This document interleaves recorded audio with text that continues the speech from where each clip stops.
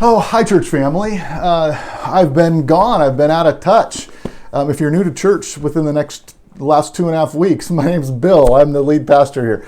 So anyhow, it's good to be back, kind of in the saddle after a great time of rest, both alone with the Lord and with my family too on some vacation. So it was good, really good to be back. There's a major question I want to address, and that's when we will reconvene as a church. Before I do that, I have better news, and two pieces of good news. There's not a lot of good news right now. One piece of good news is that day before yesterday, we received approval on a grant that we had been pursuing through a Christian organization that supports Christian education and Christian ministries. And so we received a check, the first part of a check, and if all goes well, there'll be follow-ups to this, but the check we have received is for $162,000 plus, and that is to be going towards our new church facility. So huge praise that was approved. So grateful to the Lord and for those that have put so much energy into preparing that grant, and obviously as well to the grant and the foundation that delivered that. The second piece of awesome news is that Harmon, as of yesterday, is home from the hospital. He's undergoing leukemia treatments.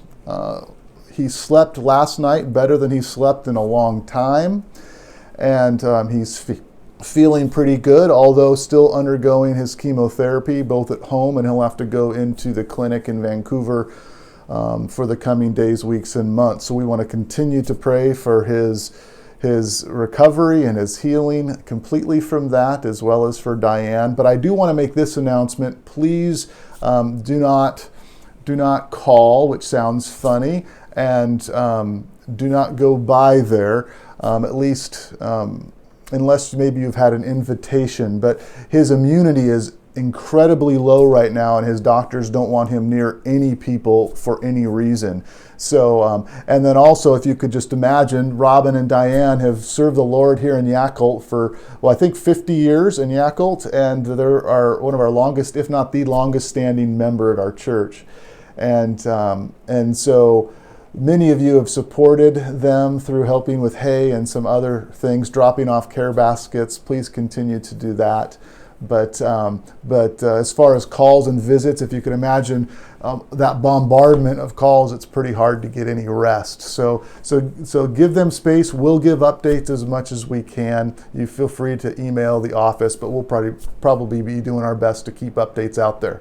So anyway, it's been a good experience, and they're grateful to have some answers as to why he's not been feeling well, but this is just the beginning of this road. So Diane's words to me on the phone specifically were, we have felt palatably the prayers of the people, and so continue to pray. Their hearts and their spirits have been greatly lifted by your prayers, so keep that up. All right, so church, are we meeting or are we not meeting? We had said June 7th. Are we doing that? Well, again, the short answer is I'll tell you in just a couple days. The elders are meeting tomorrow night, Sunday night, May 31st,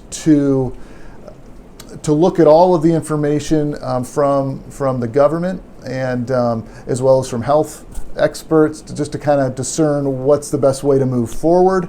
And we don't want to cause civil unrest. We want to honor our civic authorities in this. And so, yet with that, there's a lot of gray area how the rules apply, especially to gatherings like a church. And so we want to look closely at what's allowed, what's restricted, and then see how that fits within YCC. How does that fit within Yakult Community Church? Is it a viable option to meet outside, or what are our options? And a lot of logistics go into that. So we'll be formulating a plan, making some decisions tomorrow night that we will get to the rest of you. So anyway, all great stuff.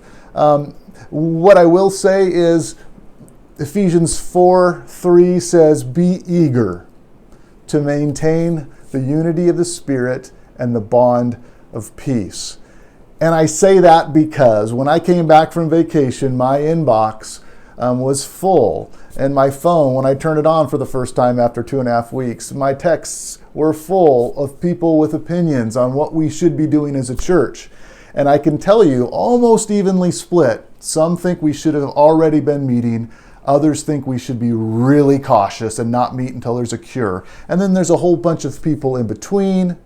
And that tells me there's no way that we all are going to agree on this, which is great, because that means we get to apply our faith. We get to apply the gospel to one another in this. Let me read the rest of that passage and then I'll let you go. It says in 4 verse 1, Paul, I therefore, a prisoner for the Lord, I urge you to walk in a manner worthy of the calling to which you have been called, with all humility and gentleness, with all patience, bearing with one another in love, eager to maintain the unity of the Spirit and the bond of peace.